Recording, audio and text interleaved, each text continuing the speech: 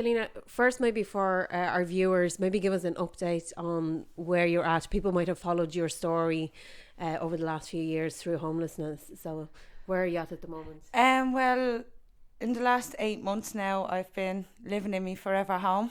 Last June, I just got that amazing phone call that just changed me and my children's lives after 2 years of homelessness.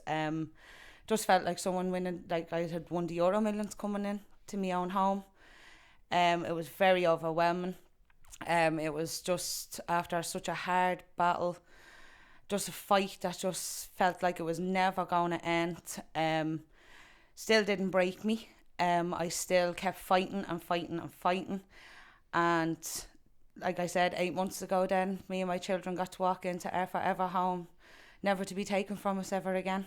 I suppose we spoke to you when you were living in the homeless hub down in Ballyfermot. Yeah. And what was your experience of the hub in particular? Like, what impact has that had on you and your family? Well, it's an experience. I think anybody who's coming out of homelessness into their forever homes, it's an overwhelming feeling because, obviously the battle is over and you've finally got your home and you can start living your life again.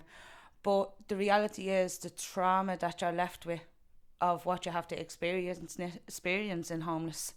It felt like you were a criminal.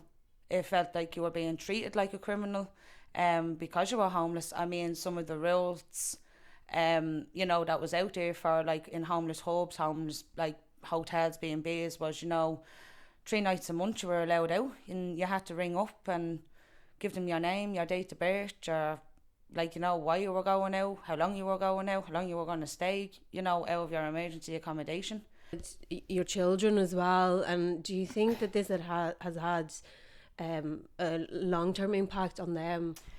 It did have an effect on them, for when we first kind of started sleeping in our house, like the first night was very kind of, it was a bit awkward, because we wouldn't be used to having all our rooms, so we were all separated again.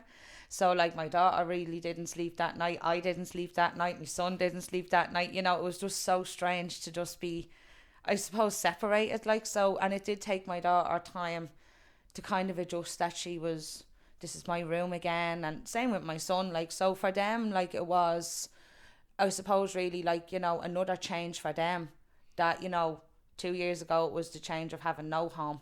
2 years later they have a home again, so it's kind of for them, it was for them to adapt again. Oh my god, we're actually in our own space again, not fit, bring them out to something now and know, right kids, we're going back home.